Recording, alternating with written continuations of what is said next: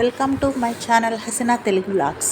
మా ఇంటి వంట ప్రోగ్రాంలో ఈరోజు అయితే గుత్తి వంక ఫ్రై అయితే ఎలా చేయాలో చూపిస్తాను. ఇందులోకి కావలసిన పదార్థాలు అయితే ఉల్లిపాయ, ఎండు కొబ్బరి తురుముకొని అందులోకి ఉప్పు, పసుపు, కారం అయితే వేసి ఆ మిశ్రమాన్ని మొత్తాన్ని అయితే కలిపి అయితే పెట్టుకున్నాను. ఇందులో ముఖ్యంగా అయితే 3 స్పూన్స్ నెయ్యిని అయితే యాడ్ చేశాను. ఈ వంకాయలకు బాగా టేస్ట్ని ఇవ్వాలంటే కనుక ఇలాగ నెయ్యి అయితే వేసుకోవాలి. ఎందుకంటే కట్ చేసి పెట్టుకున్న వంకాయలు అయితే ఇలాగ ఉండాలంటే గ్రీన్, ఎల్లో వచ్చిన వంకాయలు అయితే చాలా టేస్ట్గా ఉంటాయి. ఈ వంకాయల్లోకి నేను రెడీ చేసి పెట్టుకున్న మిశ్రమాన్ని అయితే మొత్తం ముక్కల్లోకి ఫిలప్ చేస్తున్నాను. చూడండి, ప్రతి ముక్కలోకి బాగా పట్టేటట్టుగా అయితే దీన్ని ఇలాగా పెట్టేసుకోవాలి. మనకి తెల్ల వంకాయలు అయితే అంతగా టేస్ట్ రావండి. ఇవైతే బాపట్ల వంకాయలు.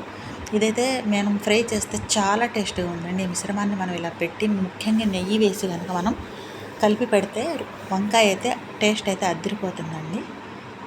మొత్తం ఇలా ఫిలప్ చేసి పెట్టుకోవాలండి ప్రతి వంకాయలోకి.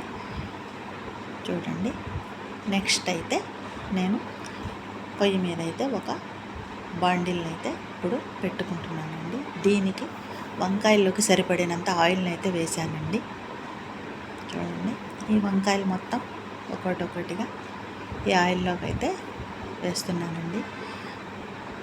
వీడియో అయితే లెంత్ ఎక్కువ అవుతుందని మధ్యలో అయితే నేను డీప్ ఫ్రై చేస్తున్నట్టుగా అయితే వీడియో అయితే తీయలేదండి. మధ్యలో అయితే వంకాయల్ని మనం ఫ్రై చేస్తూ అటు ఇటు తిప్పుతూ ఉండాలండి. ఇలా వేసిన తర్వాత ఆయిల్లో మిగిలిన పేస్ట్ కనుక మనకి మిగిలినట్టయితే వంకాయలో ఫిలప్ చేయంగా ఎక్కువైన పేస్ట్ కనుక ఉంటే ఆ పేస్ట్ మొత్తాన్ని ఇలాగా ఇదిగోండి ఎంతైతే మిగిలింది మొత్తాన్ని వంకాయల మీదకైతే ఇట్లాగా చల్లుకొని మన మధ్యలో అయితే వంకాయలను అయితే కదుపుతూ అటు ఇటు తిప్పుతూ ఉండాలి. సన్నటి మంట మీద ప్లేట్ వేసేసి మగ్గనివ్వాలి బాగా. చూడండి, ఇట్లాగైతే వేసేసాను నేను. ఇప్పుడు దీని మీద అయితే ప్లేట్ అయితే వేసేస్తున్నాను. అటు ఇటు రోస్ట్ అయిన తర్వాత మనకి ఎర్రగా వంకాయలు కానీ ఉల్లిపాయలు కానీ ఇట్లా రావాలి. మా ఇంటి వంట మీకు నచ్చినట్టయితే ఒక లైక్ చేయండి, షేర్ చేయండి, కామెంట్ పెట్టండి.